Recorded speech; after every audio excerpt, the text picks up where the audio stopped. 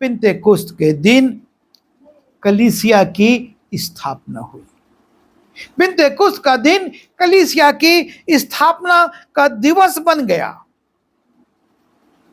जब हम प्रेरितों काम उसके दूसरे अध्याय के 41वें और 42वें पद को देखते हैं और वहां पर लिखा है, सो जिन्होंने उसका वचन ग्रहण किया उन्होंने बपतिस्मा लिया और उसी दिन 3000 मनुष्यों के लगभग उनमें मिल गए और वे प्रेरितों से शिक्षा पाने और संगति रखने में और रोटी तोड़ने में और प्रार्थना करने में लौलीन रहे।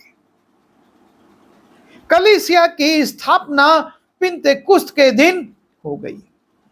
यीशु मसीह ने पतरस से कहा था कि तू पतरस है और मैं इस चट्टान पर अपनी कलीसिया को बनाऊंगा जिस पर अधोलोक के फाटक प्रबल नहीं होंगे।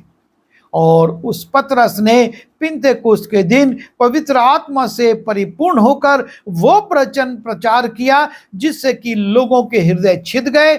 जब उन्होंने पूछा कि हम क्या करें, उन्होंने कहा यीशु मसीह के नाम से तुम मन फिराकर बपतिस्मा लो। और लिखा है, सो उन्होंने उसका वचन ग्रहण किया और बपतिस्मा लिया और उस दिन 3000 मनुष्यों के लगभग उनमें मिल गए और अब वो लोग प्रेरितों से शिक्षा पाने, संगति रखने और रोटी तोड़ने में और प्रार्थना करने में लौलीन रहे।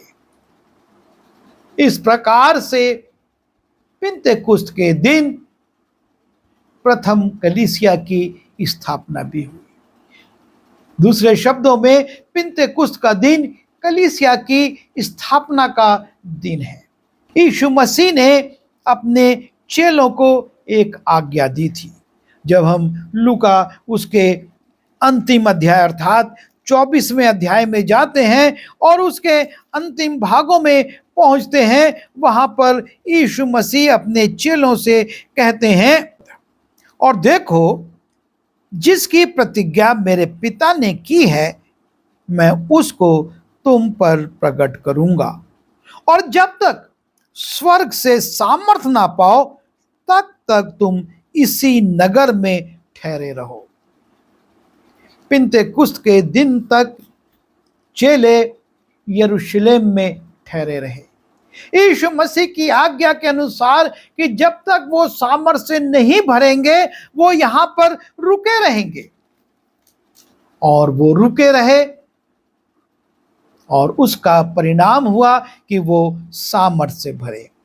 दूसरी बात हम वहां पर देखते हैं कि चेले यीशु मसीह की इस आज्ञा के अनुसार प्रेरितों काम उसके पहले अध्याय के 4 और 5वें पद में यीशु मसीह ने कहा था, और उनसे मिलकर उन्हें आज्ञा दी कि यरूशलेम को ना छोड़ना परंतु पिता की प्रतिज्ञा के पूरे होने की बाट जोहते रहो जिसकी चर्चा तुम मुझसे सुन चुके हो।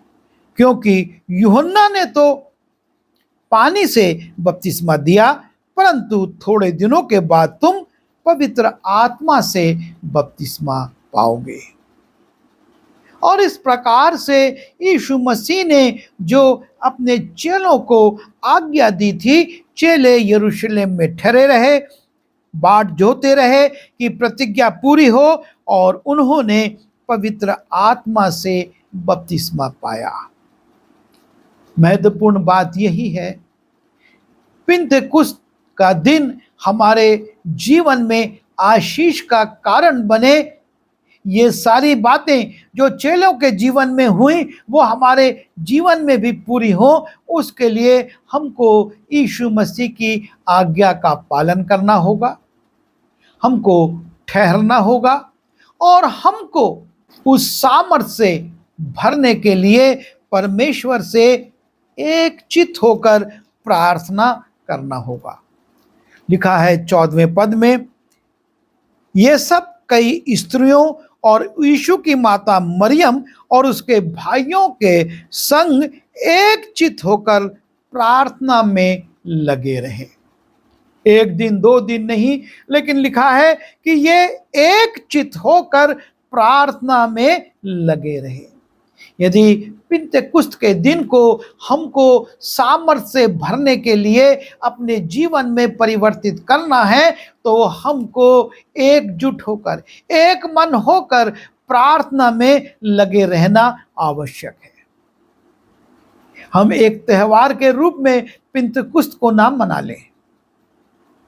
हर वर्ष फसह से 50वें दिन हम पिंतेकुस्त का दिन मनाएं और कहें आज पवित्र आत्मा से भरे जाने का दिन है। नहीं, हमको यीशु मसीह की आज्ञा को मानना है। हमको यीशु मसीह की आज्ञा के अनुसार ठहरना है। हमको उस आत्मा को, उस सामर्थ को मांगना है। एक चित्त होकर अपने लोगों के साथ प्रार्थना में लगे रहना है। तब ये पिंतेकुस्त का दिन हमारे लिए आशीष का कारण बनेगा। तब ये पिंतेकुस्त का दिन हमारे लिए सामर्थ्य से भरने का दिन बनेगा।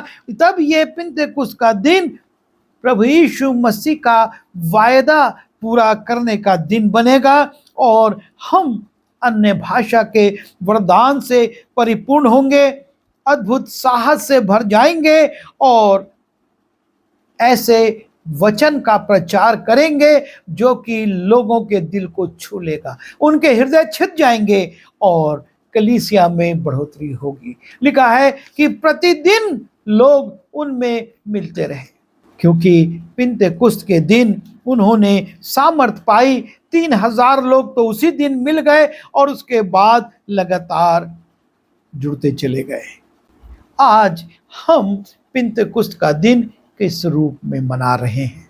एक त्योहार के रूप में या प्रभु यीशु मसीह की आज्ञा के अनुसार ठहर कर प्रार्थना करते हुए, ताकि हम परमेश्वर की सामर्थ से भरे जाएं और ये दिन हमारे लिए एक साहस से भरकर काम करने का, सेवा करने का, प्रचार करने का और कलीसिया में बढ़ोतरी करने का कारण ठहरे।